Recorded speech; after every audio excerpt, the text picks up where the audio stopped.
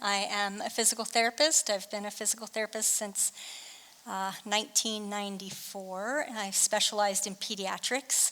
I did traditional physical therapy up until 2010, and in 2010 I took my very first MNRI class. You'll learn what MNRI is in a few minutes. And I took that in 2010, and it changed my perspective on everything. So the traditional therapy model really focuses on using the cortical part of the brain. You are speaking with your clients, you're cueing your clients with touch, and asking them to pick their leg up a certain way or lift their hand a certain way. And it's so difficult when you don't have the foundational reflex skills in order to perform those actions. So I started doing reflex work in early 2010, and here I am 13 and a half years later, and am still incredibly passionate about this type of work. I could stand here until tomorrow and tell you story after story of some beautiful success and recovery, and it's amazing. It really is amazing work. So what I'd like to present with you today is Rhonda asked me to please speak about traumatic brain injuries. I did speak on hypoxic and anoxic brain injuries when I was here 2 years ago. I also spoke on hypoxic and anoxic brain injuries 1 year ago in Orlando, and both those videos are available on YouTube. So today our topic is going to be traumatic brain injury, and I'm going to explain to you the journey to recovery using MNRI techniques. All right, part of this abstract is in your program for today, but I just wanted to go through it with you because not all of it is in there. But the primary reflexes that we are born with are responsible for guiding us through the birthing process, protecting us as we adjust to life in a scary new environment with these things called, you have gravity and you have touch and you have so much brighter lights and sounds, and you don't have boundaries anymore that you had in the uterus, and you're having to eat and you're having to poop and so many new things. So it is quite an adjustment going from pre-birth to post-birth. So these reflexes are going to help protect us as we adjust to life in this scary new environment, navigating us through our childhood development skills, that whole first couple years of life, and providing us with the strength and resilience of daily stress. Understanding these roles, Dr. Masgutova created a natural and safe program that uses these reflexes as a recovery tool to address both physical and emotional trauma. The program, called MNRI, works for all ages and all diagnoses. It doesn't even matter the length of time from the injury. Today's presentation will focus on traumatic brain injury and the recovery process as reflex techniques calm the hyperactive freeze, fight, flight, protection and survival response, and integrate the reflexes needed for sensory, including vestibular, auditory, and visual recovery, which are systems frequently impaired after a traumatic brain injury. In the cases of severe injury, MNRI can also integrate the reflexes needed to regain developmental motor skills, social skills, cognition, and speech. So thank you, and join us as we discuss the journey of recovery using MNRI for traumatic brain injuries. So I just wanted to give you a little bit of a basis of what a traumatic brain injury is.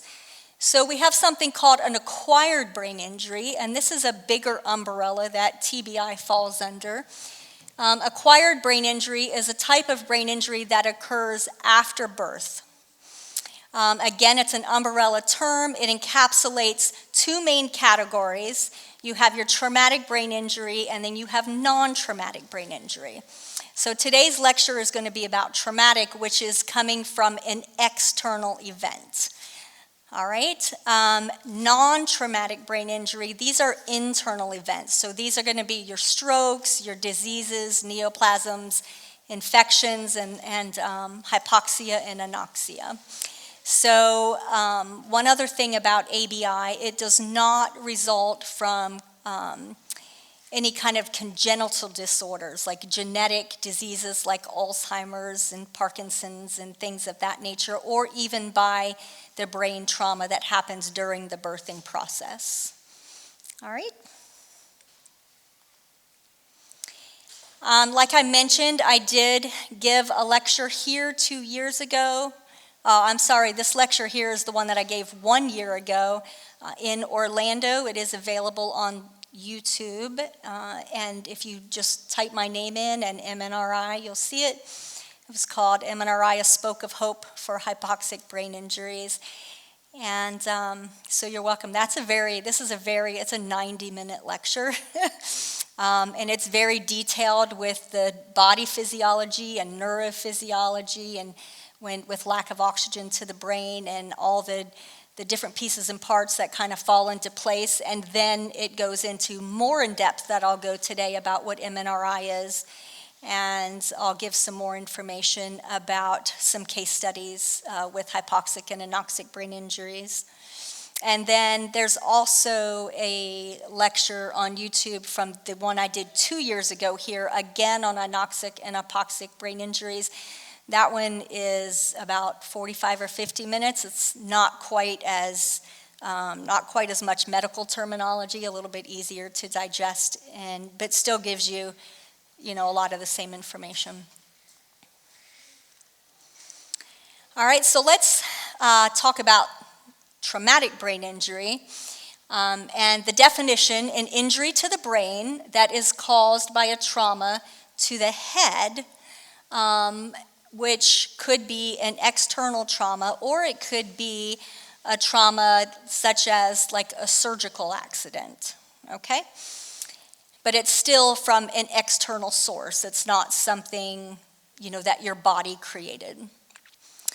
The trauma can be a direct blow or a bump to the head, which would be considered a non-penetrating trauma, or it could be an object that pierces the skull and enters the brain, which would be a penetrating trauma. Again, that could even be like the surgical trauma. When you're looking at also at penetrating traumas, you can think like shrapnel from explosions and things like that might actually get past the bone and into the brain matter. Or let's see, the trauma can be a direct blow, a bump to the head, or a jolt to the body that causes the brain to quickly shift back and forth.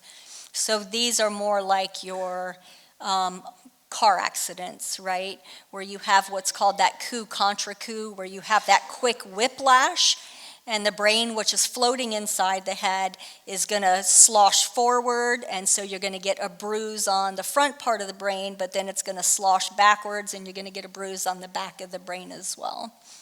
And I'll show you some of that in a little bit.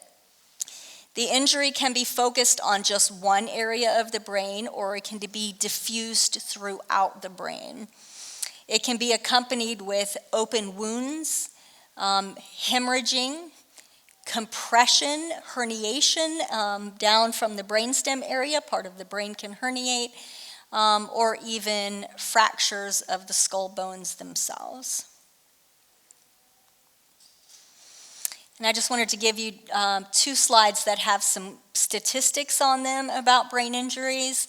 69 million individuals are estimated to suffer from traumatic brain injury from all causes each year. So that is basically the equivalent of 939 cases per 100,000 people. Out of those cases, 81% are mild, 11% are moderate, and 8% are severe. And then here are some statistics just right here in the United States. and these were conducted a while ago, but we had 2.87 million recorded injuries. Majority of them are children. Some of them led to death. And in the emergency departments, falls were the leading cause of injury for adults that were 75 and older, or children 0 to 4. And then being struck by an object was the leading cause from the ages of 5 to 14. And hospitalizations were the leading cause, 0 to 17, and then 55 and up. So car accidents, MVA, motor vehicle accident, that was the leading cause of hospitalizations from the ages of 15 to 44. So of course, when you're younger and you're rambunctious and you're playing hard, and then when you're older and you're not as strong and you're starting to lose your balance, these are when all of the falls are going to come into play. And in those middle years, you know, you're playing sports, so you may have a sports-related injury. Or you're, you know, really, like I said, rambunctious and trying to, you know, jump from high surfaces. All of those things that, you know, kids do that we can't think to tell them not to do, right? All right. Okay, so a traumatic brain injury affects your brain function. And the different types are the direct impact, which would be, you know, a brick or your head hitting up against something, again, the fall and hitting your head against the fall. That would be a direct hit that is basically going to be traumatic to the part of the brain that is involved. That's going to be one specific area of the brain, for the most part, that's needing the recovery. Then you have that acceleration, deceleration, and that's going to give you that coup contra coup with the whiplash where you're going forward and back.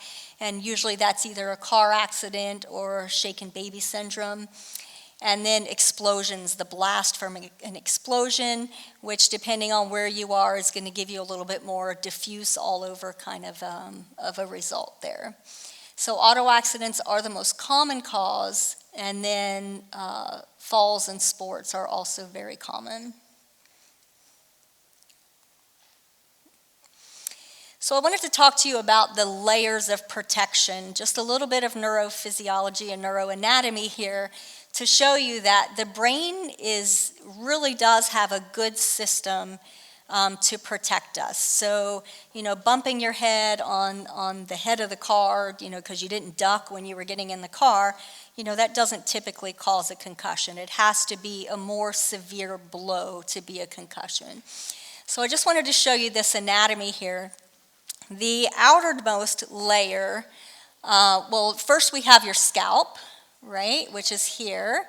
And this is going to be the hair and the skin. All right. And then we can also have under that, sometimes in different places on the skull, you also have some muscle. So think all your soft tissue, your skin, your muscle, and your hair follicles are all in this outer area considered as the scalp.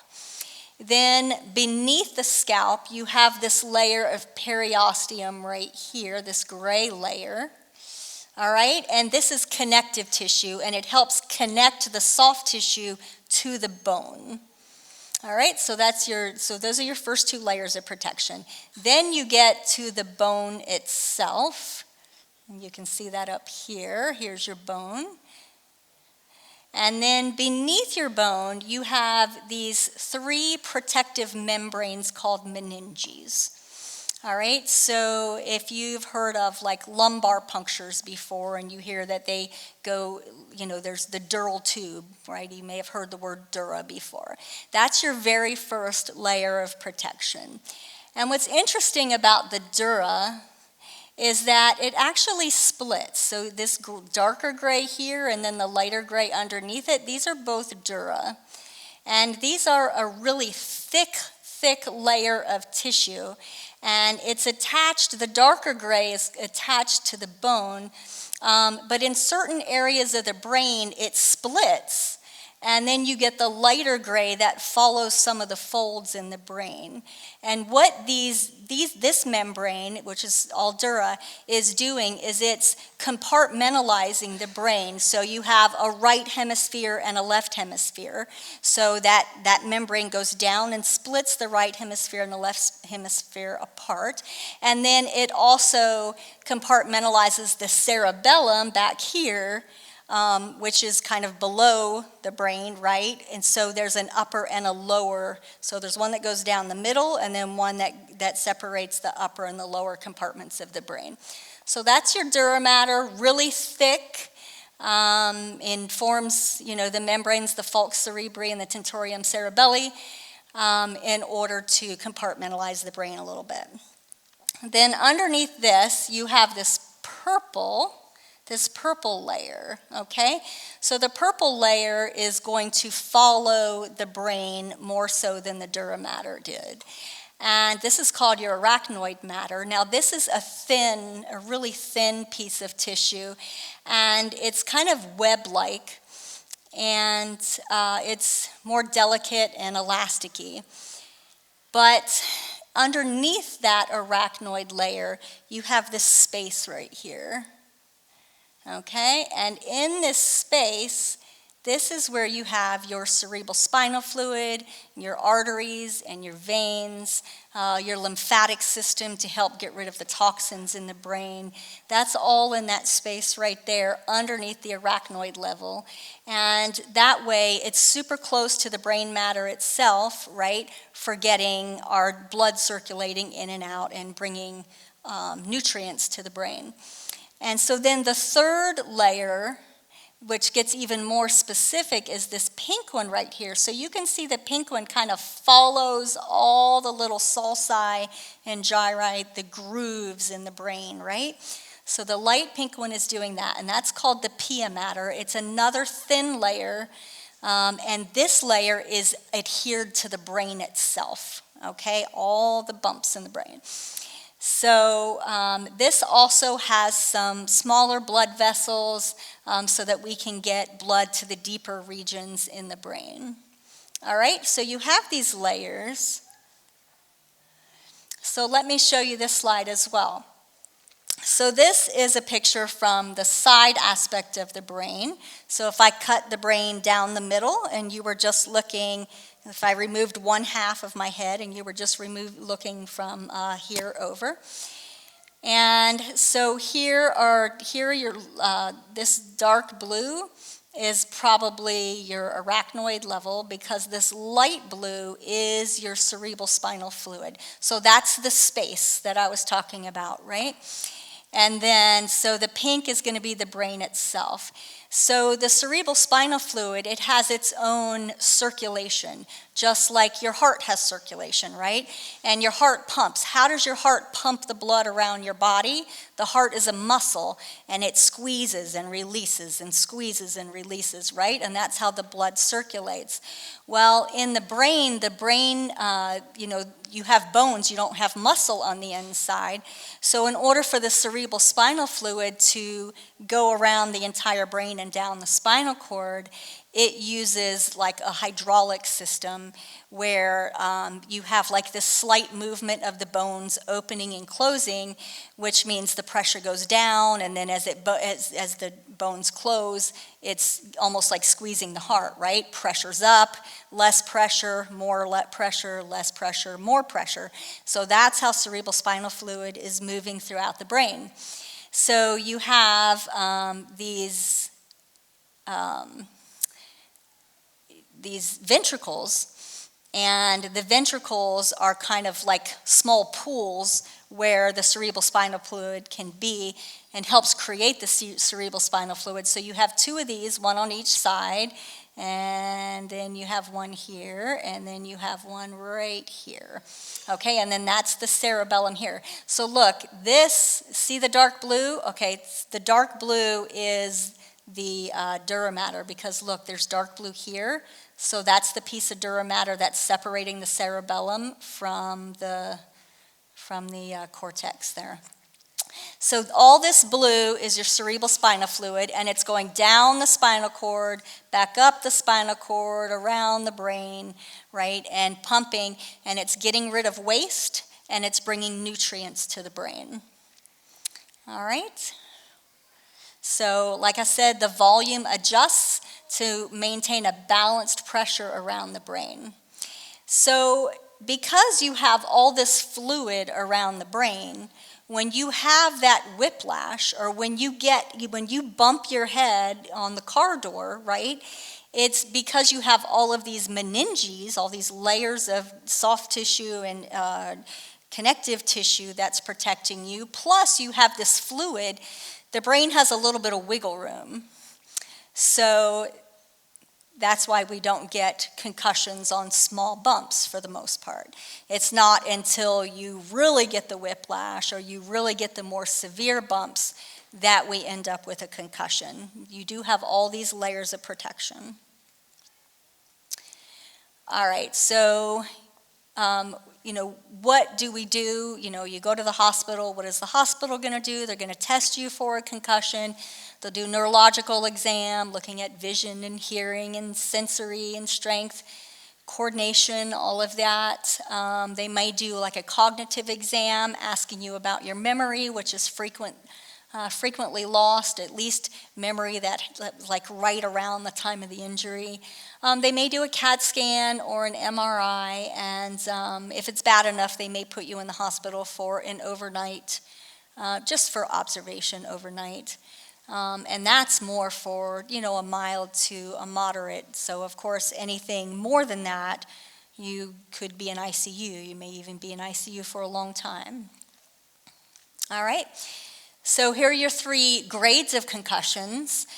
So for the mild concussion, these are kind of pesky sort of symptoms. We're looking at headaches, dizziness, nausea, a little bit of memory loss, and some difficulty focusing. Usually lights are really irritating in those cases. They have a stiff neck, can't look at a computer screen, and that sort of thing. Then for grade 2, we're getting a little bit more enhanced symptoms and some ringing in the ears and some amnesia, irritability.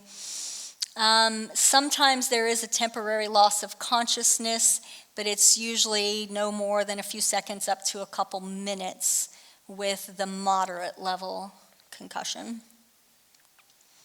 And then a severe concussion, this is the greatest impact, and we are looking at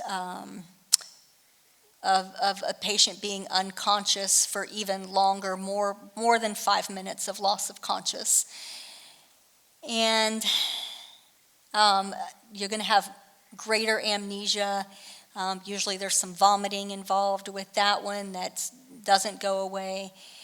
This is the category that's the highest risk for long-term or even permanent concussion symptoms.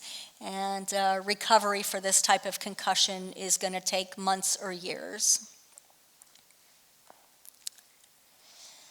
And I just wanted to quickly take you through this short version of a chain of events that happens. You have your initial injury, right? And I wanted you to be aware of this. You have your initial injury where you have damage, to the region that was concussed, right? But then you have this latency period afterwards. And in the latency period, you tend to think, oh, good, everything's going to be fine. But then, anywhere from 6 to 48 hours later, there's this crash. And things can go downhill. So what's going on there with those secondary phase is that, your body is going to send, right, inflammatory neurons to the site and do everything it can to try to heal that site right away. And it's, they're going to be like eating the dead cells and that sort of thing. So what's happening is they're causing even more, like a second injury on top of the first injury because of the response, the healing response that takes place. So in between is what's called the latency period, and this is when like hospitals will try to jump in and do some intervention. And with those interventions, the goal is to try to keep that secondary event to a minimum so it isn't causing more damage. So we're looking at, using oxygen. If there's any bleeding involved, they're going to try to control the bleeding. If it's outside bleeding, they can control that with bandages. If it's internal bleeding and they think there's going to be a lot of edema, they may do craniectomy, where they take a piece of the bone off, which will give the brain more space to swell. Because what happens if the brain swells? Right? Well, if the brain swells and it's in this enclosed capsule here, it's going to push against the bone, and it's the same as that coup contra coup, right? Now you're injuring all the other parts of the brain because it's pushing against the bone and bruising. So they're going to possibly take a piece of that skull out so that you have room for all of that inflammation, and then after the inflammation has died down, then they can put that back in. We're looking at cooling strategies, right? Either lowering the overall body temperature or maybe using ice to the head, to sometimes like armpits and places like that, in order to lower the body temperature. Because when body temperature is lowered, then the brain does not require as much of the nutrients like your glucose and things of that nature, right? It kind of goes into a rest mode. So it doesn't spend as much energy. And so it'll allow it to relax and work off of a low energy level, like your computer going in sleep mode, right?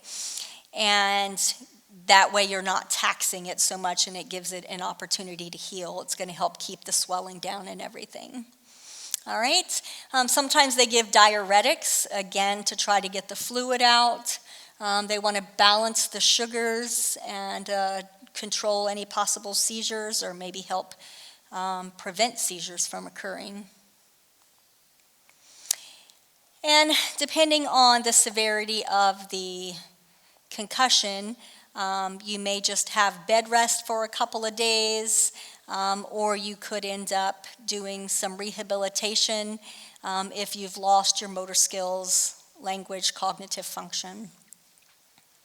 And this is where MNRI comes into play. So MNRI stands for Masgutova Neurosensory Motor Reflex Integration. So let's talk about this word. Let's talk about each word. Masgutova is that is our founder, Dr. Svetlana Masgutova. Her background is in psychology, and she was developmental psychology. She was the head of a department at a school, at a university in Russia. And she knew about reflexes. She followed a man called Lev Vygotsky, who was a famous Russian theorist, said that reflexes do not disappear, but they stay and remain. When we think they're gone, they're still running in the background, laying the foundation for all skills that we learn developmentally. So she worked in the same lab that he had come from. He passed away way before her time. He was quite young when he passed away.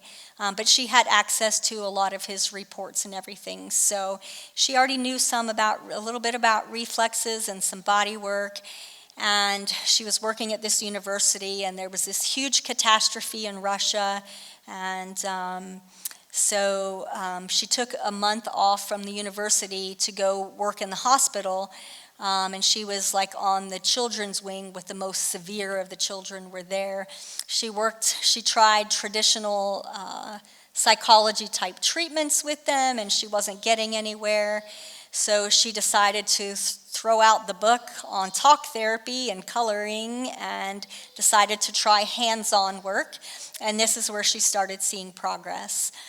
She saw so much progress that she was on the most difficult ward in the hospital, and her clients were blossoming where other people in the hospital were not doing well at all. So She ended up staying an extra 5 months. She was there 6 months, and she continued to teach other wards in the hospital what to do with their children, but it was all hands-on.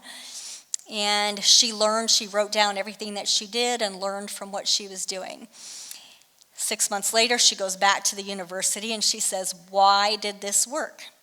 So that's where MNRI was born, as she started going through all the research. She speaks 11 languages, so she was reading. This was in the late 80s.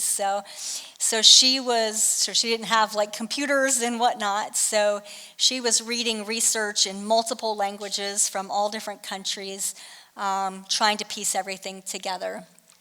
So the M stands for Dr. Masgutova, our founder. She is an American citizen and lives in Orlando now. Neurosensory motor. So neurosensory motor is basically your reflex circuit. So think about a reflex for a second. I'm going to give you a reflex that it's actually a spinal reflex. It doesn't go to the brain right away. It goes to the brain after the effect. But everybody knows about the doctor hitting the tendon below the knee, right? And what happens is the leg kicks, right? So you're giving a sensory input. So the hammer to the tendon, the patellar tendon, hammer hits the patellar tendon, the tendon, it shifts, right? So that stretches the tendon. So that information that the tendon just stretched quickly shoots up, it actually shoots to the spinal cord, and the spinal cord will send a message back telling you to kick the leg up in an effort to try to reshorten it and calibrate it and balance it, okay? So that's a reflex. Sensory input, motor response. Sensory input, motor response, okay? The reflexes that we work with, called primary reflexes, or you may know them as primitive reflexes, these are developmental reflexes that you're born with as an infant. So these reflexes actually go all the way up to the brain stem. So you give sensory input, for instance, for Babkin palmomental, the push in the middle of the palm. So you give this sensory input. This information travels to the brain, okay? Step 2, the brain connects this sensory input with a neuron that gives you a motor response. And then step 3 is that information for the motor response goes down to the hand, right, and says, oh, you need to open, and extends all the fingers. All right? Input here, output here. So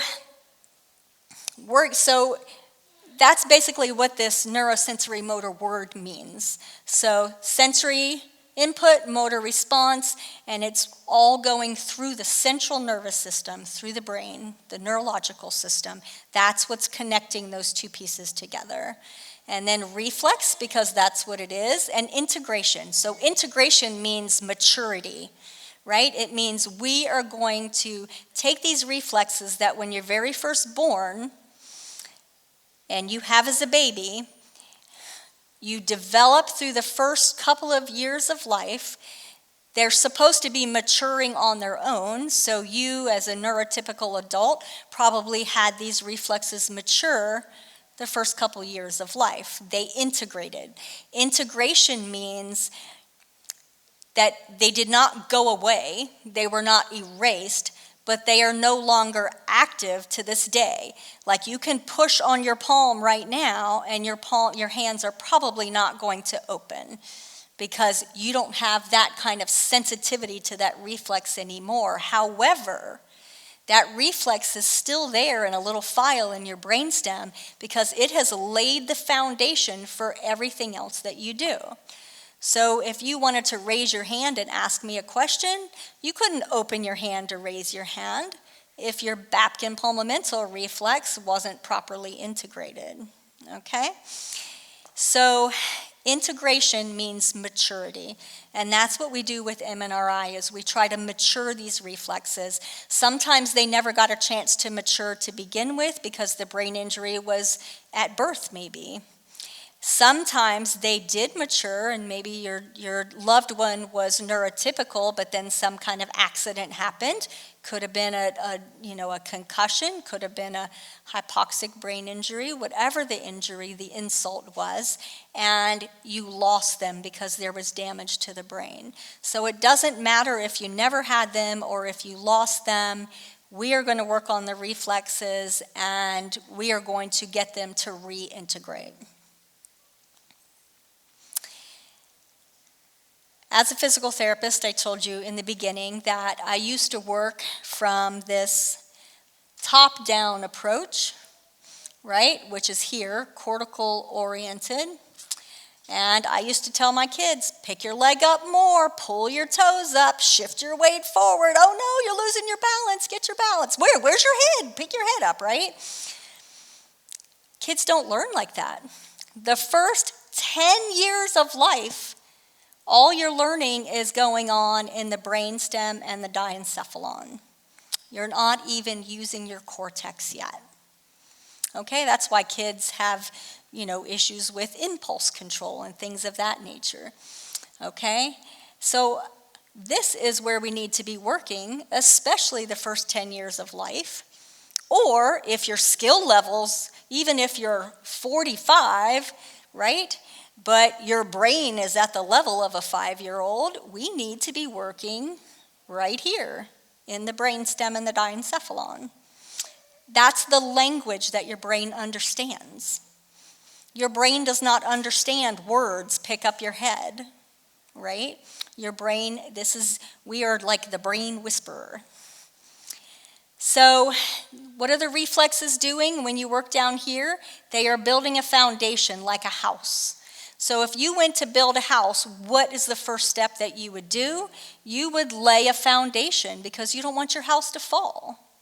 All right? So the foundation here, these are your reflexes. All right? And then you can go to like your learned skills. That would be the walls of your house, right? You learned how to ride a bike. You learned how to play the piano. All right? And then if you're really good, you can put a roof on your house. And these are like, Chopin and Picasso. And my artistic talents would be within the walls of the house. But, someone else out here, you may be an extremely good artist and your artistry is in the roof. All right? But that's how we're building our house. Whereas when you are doing traditional type therapies, and all you're doing is talking and maybe reminding a muscle every now and again, oh, you need to go here, you need to go here, you need to do this. That's a cortical approach. And that means your foundation, your house is upside down. And your foundation is you're trying to put the roof on first. And how steady is a house going to be that's living on a point like that? It's not going to be steady. And maybe you can, I've taught, plenty of kids how to walk, right? Before I started MNRI. 1, never looked good. Always looked awkward. 2, they could not walk and carry a lunch tray at the same time. They could not walk and carry on a conversation with their friend at the same time. Why? Because carrying on a conversation with a friend, that goes on in the cortex. And I was using the cortex to walk. Right? Walking should be going on in the background, not in the forefront. Do you guys think about how you walk every time you walk? Do you think about how you're sitting as you're sitting there? That's what we were doing, teaching with traditional therapy, trying to teach our kids. And so no wonder they didn't hear their teacher, teach them their math lesson, or they didn't hear the story that you just read to them because they were too busy trying to hold their head up. They were using their cortex just to hold up their head and could not multitask and listen to the story at the same time. So when you're working with the reflexes, you touch the underlying net, a net that serves like infrastructure of a leaf or a building. And so this is the infrastructure of a leaf. I think it's pretty cool looking.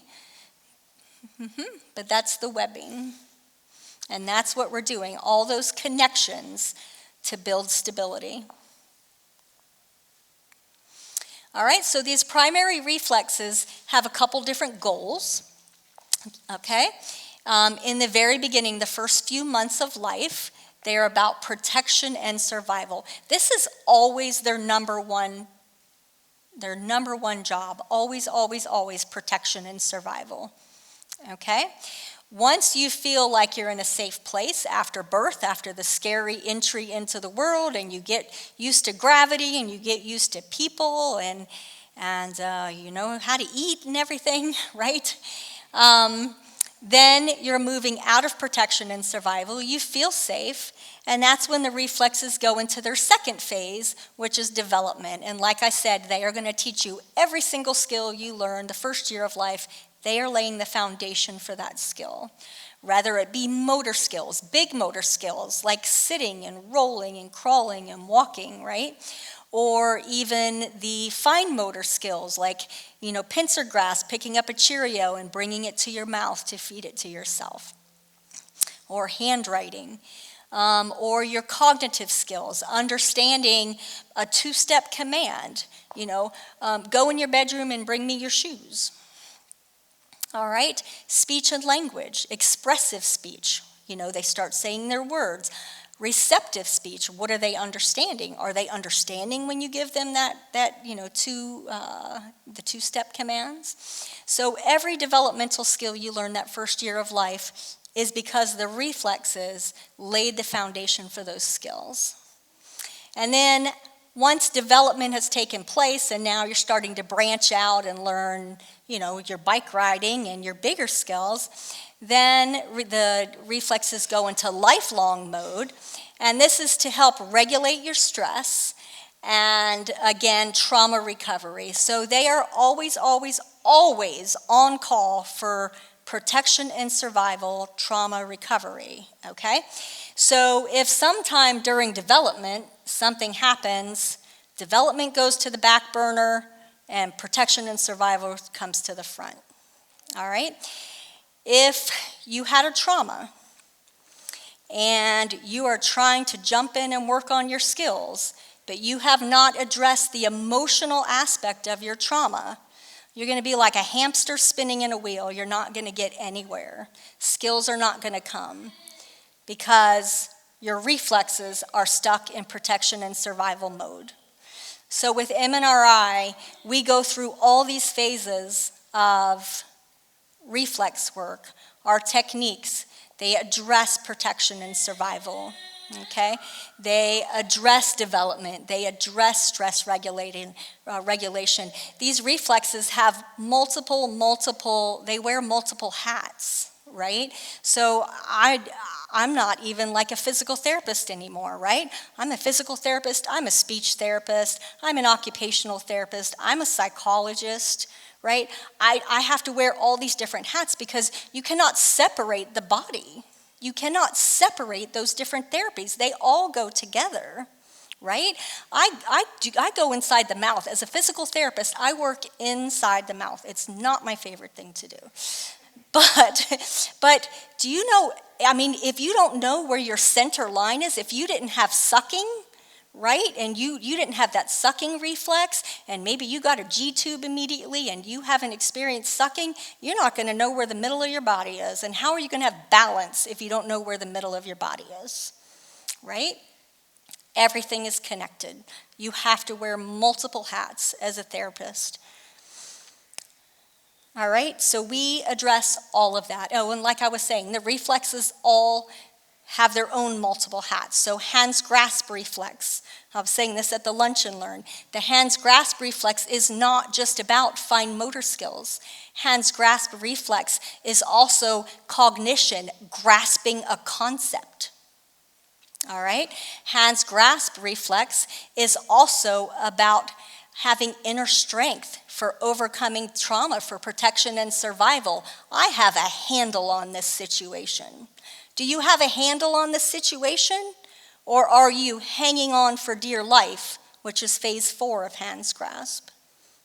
Okay? So just one example of how the reflexes are working across the board developmentally. So my two favorite slides. These are my two favorite slides. And I love them because they give you a window into what the reflex, because, I can say the word reflex over and over and over, but you guys, you can't see what's going on inside the brain. So these pictures are going to show you what's going on inside the brain, because that's what you want. You want to see skills. You want to be able to see these results, right? So this is sitting. I just took one skill, sitting. And I wanted to show you some of the reflexes, these aren't even all of them, but some of the reflexes that are needed just to be able to sit. Because babies sit different ways. They first learn how to, ring sit, and then they, you see the one down here on, with one foot and one knee. This one is already learned how to not just balance herself in midline, but lean to the side with hand supporting reflex right there in order to reach across midline to get a toy. So different ways of sitting, but some of the reflexes for sitting, we have spinal parese. Spinal parese is what's going to get you nice and upright. It gives you this anterior tilt in your pelvis so you're not stuck back here. Right? You're going to be nice and tall with spinal parese. Spinal galant. Spinal galant is a side-to-side reflex in the spine. And this is going to help you so that you can shift your weight side to side. Or if you start to lose your balance, you can come back upright without falling over. Trunk extension. That's about the head right and getting the head up and that anterior pelvic tilt. Thank you. Right? So anyway, being nice and upright there. ATNR and STNR, these are reflexes that separate the body into right and left or up and down. And those reflexes, they're all initiated with head movement. So if you're in sitting and you turn your head to the right, you're going to collapse over here if your ATNR is not integrated. All right? Or if you're sitting and you look down, right, you're going to arch backwards if your STNR is not integrated. All right? Hand supporting, we saw in this little one right here, leaning on the side, righting of the head, the body, activating your gravity line so you know where your body center is. All right? And then spinal parese here. So that was taking one skill and showing you different reflexes. So I'm going to flip it, and now I'm just going to show you one reflex and show you multiple skills that go with that reflex. So this is the spinal parese reflex, and you can see it's needed for propping on your belly, up on your elbows, prone propping. It's needed for sitting upright, because if you can't sit upright and not use your hands to sit, you're not going to gain fine motor skills. You're not going to start bringing your hands together. You're not going to explore your world to help develop cognition, right? You're going to be stuck there. Standing and walking, again, being upright, and then being able to crawl and get up on hands and knees. Crawling sometimes first on your belly and then up on hands and knees crawling. So all of this is not going to be able to be done unless we have spinal parese. And so here's just a couple pictures. Here's a little girl who has lost her spinal parese. And you can see, like, I tried to put her on her stomach here, and she's not on elbows. She's way up here on forearms, and she's stiff as a board. I cannot move her. She has no tilt in her body to get her stomach down. Whereas this is more neurotypical, where you see the belly's on the floor, the legs are relaxed, she's looking a different direction. You can see the curve in the back right here. Okay? And then down here, I have the same guy here. And here he was before our 5-day therapy intensive that we did with him. And you could see his arms are so tucked up underneath his belly that his weight is shifted forward here. And the weight should really be way back where, that should be his center where his weight is, way back there. And he's shifted forward. His legs are extended and crossed. And after some work, we were able to get this spinal parese. So he has this nice lumbar curve here. The legs are more relaxed. This arm is back, but the other arm is a little more forward. You just can't see that. So that was just, I mean, we had done other things with him as well, but I just wanted you to see the difference in spinal parese there. Okay, so again, this is just saying that, at first we're going to be doing, especially like after some kind of traumatic brain injury, first we're going to be addressing that fight or flight or freeze, trying to calm the body, calm the nervous system, and then do some releases. We'll do some tissue work to try, because like I said, the neck is going to be sore. There's probably going to be some hypersensitivity, so we'll do some regulatory techniques for that. And the guard system turns on. So we're going to really address that emotional trauma in the beginning, and then we'll go into the recovery phase and start doing all of our other reflexes so that we can balance excitation, inhibition, and reestablish the protection and the calm and the skills. All right.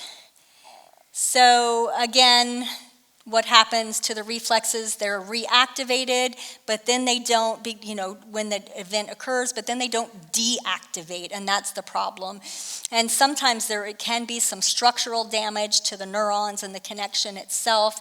Sometimes the damage is just functional because maybe they lost their connection. And these are some of the symptoms that you could see: loss of balance, body orientation, spatial orientation, head position, posture. You get your behavioral issues because there's no self-control. You have to have control of your muscles and your body before you can have control of your emotions. So decision-making, communication, all are issues there. And Dr. Masgutova, over a period of 10 or so years, she had done a little bit of a research project at some of our conferences. Some conferences were 5 days and some were 8 days. And clients were getting 5 to 6 hours of therapy a day. So she had a total of 304 clients, and 87% of them showed quite a bit of improvement at the end of the conference. She did some functional EEGs, and looks at the brain waves, and we saw results that there was harmony of excitation and inhibition. Your brain waves you have excitatory brain waves and inhibitory brain waves, right? Your wakefulness, your alertness, your sleep, your grogginess. And so she saw harmony in those, and then the neurotransmitters like GABA, which is what gives you control and helps calm, right? That's your inhibitory neurotransmitter, and then dopamine, which is your rewards neurotransmitter, glutamate for memory and learning, the histamine response, trying to get rid of all the inflammation in the body, so there were changes there, and then serotonin, which is kind of your happy hormone, right? So all of these changes. We also did blood work for all of the neurotransmitters, so we did our functional EEG and blood work, so those were what we saw there. And then here's just one of those functional EEGs, and this was a before and after. So what you do not want is red. Red is really bad, green is really good. So you can see here was the alpha wave before and after, here was the beta wave before and after. Okay, so you can go through and look at the different brain waves and see how much red was diminished and promotion of green after either a 5 or an 8-day conference. All right, and I just want to show you just quickly this one case study of a boy who's now 10. I started with him when he was 8. He fell off of a golf cart, had a significant injury, fractured the parietal bone across the suture line here onto the other side. In the beginning, okay, here's one of those secondary phases. In the beginning, it seemed like a minor injury, and a couple hours after he was at the hospital, he crashed, ended up intubated in ICU, and just declined, and he was intubated for a while. So he was in the hospital for 3 weeks, and then he went to a rehab center for 2 weeks, and he was paralyzed on the right side. So I started seeing him. I was seeing him twice a week for 90-minute sessions. And in the beginning, I did take a look at his reflexes, and some were hyperactive, some were hypoactive, some were pathological, meaning they weren't even giving the correct response. He walked in wearing this AFO. His mother was holding his hand. He was leaning on her, and he was kind of bringing the foot up like this, and this is how he walked into my evaluation. I evaluated him. I decided I had like 20 minutes left in my session. I decided to do a little bit of work on him. You guys know what I worked on first? Protection and survival, right? Protection and survival. When I tested his foot, he could not come up in dorsiflexion at all. He had toe, the drop toe. Worked his protection and survival, didn't even touch his foot. Did not touch his foot. I had a few minutes left. I said, let me do something to address his foot. When I walked down there to address his foot, he had full range of motion. Had not touched the foot, full range of motion. So instead of doing foot tendon guard, I did a technique called Babinski, which is a foot reflex, and that helps you get up on your toes. It gives you that push off when you take a step. He got off my table, walked across the gym on his own onto the mat, and started jumping and jumped, no kidding, at least 10 minutes. Look how high I can go. Ooh, I can touch this. I can touch that. Walked out of the session all by himself, and all I had done was like 20 minutes of work. So amazing, amazing, amazing. He's doing really well today, and I'll just show you. This was taken about a year ago. But I'll show you this couple videos of him.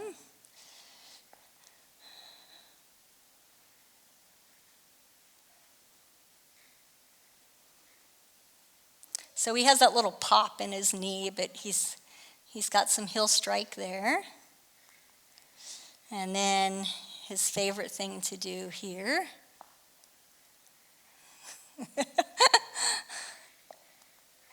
And then just a small obstacle course.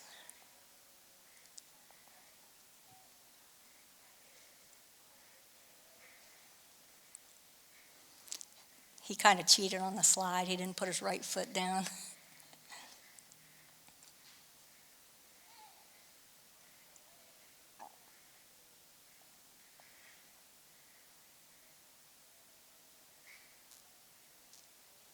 So he could not throw at all. He couldn't open that hand in the beginning.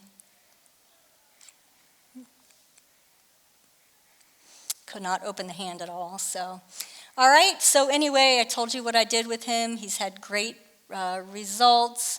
He keeps going through growth spurts. So it's like 2 steps forward, 1 step back with the knee. But anyway, this is our website, masgutovamethod.com. When you open the website, this very first link right here has this drop-down menu. You can find it'll say specialist directory. So we're global, we're all over the world. And anyway, you can look up your state to see who's near you. You may have to travel, there are not enough of us. We have classes. If anybody's interested in becoming a core specialist, we would love to have you. And then we also have on this is the events page. And if you go to the event page, it's going to look like this. You'll see things in blue. The blue are classes that we give. And then the green are conferences that we have. So classes would be for like therapists go to. Maybe your therapist wants to, maybe you can encourage your therapist that your child is seeing to go. So that would be the blue would be classes. And then green are the conferences. These are the intense therapy conferences that we do, 5 or 6 hours of therapy a day for 5 days. All right, so that's it. My references. Any questions? Mm-hmm.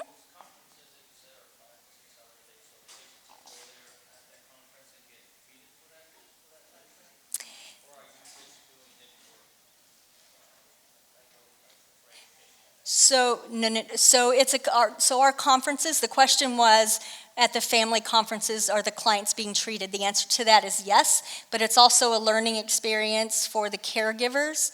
So we very, very much believe in homework. And so we teach our families techniques to do at home, give them home programs to go home and work on. or your therapist at home or in between seeing therapists. If there's nobody near you, you might have to drive to somebody, get a home program from that person and take it home and work on it, and then maybe go back 6 months later to have it changed if needed.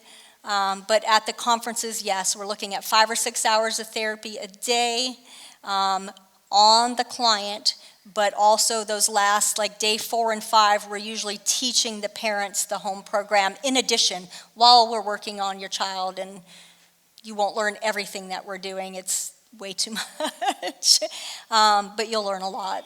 You'll learn a lot. Thank you for the question. Any other questions? Yes.